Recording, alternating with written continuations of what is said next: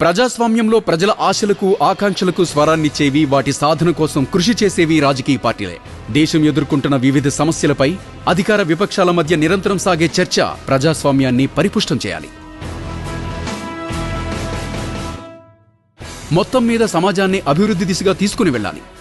కానీ నేడు రాజకీయ పార్టీలు అన్నీ కూడా నీతి నిబద్ధతలను పాటించడం మానేశాయి.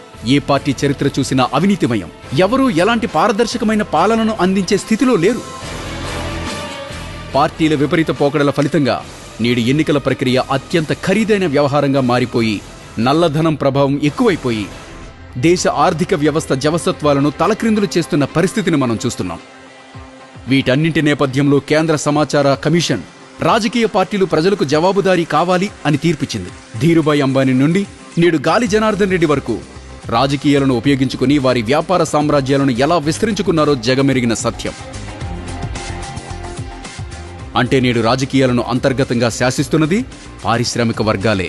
పారిశ్రామికవేత్తలు రాజకీయాల్లోకి వచ్చి ప్రజలకు సేవ చేయాలనుకోవడం తప్పు కాదు. ప్రభుత్వం మీద బ్రతికే పారిశ్రామికవేత్తలు, కాంట్రాక్టర్లు రాజకీయాలను వ్యాపారం చేయాలనుకోవడమే క్షమించరాని నేరం. ప్రభుత్వాలతో ఉన్న అవసరాలతో ఎన్నికల సమయంలో రాజకీయ పార్టీలకు నిధులు అందచేయడం, లేదా అదే పార్టీ తరపున ఎన్నికల బరిలో దిగి తద్వారా ప్రభుత్వాలను శాసిస్తున్నారు. ఇది ప్రజాస్వామ్య వ్యవస్థకి అంత మంచిది కాదు. మన తెలుగు రాష్ట్రాలలో కూడా ఇలాంటి రాజకీయ నేతలు ప్రభుత్వాలను, పార్టీలను శాసిస్తున్నారు. ఈ పోకడ తెలుగుదేశం పార్టీలో కాస్త ఎక్కువగా కనిపిస్తుంది.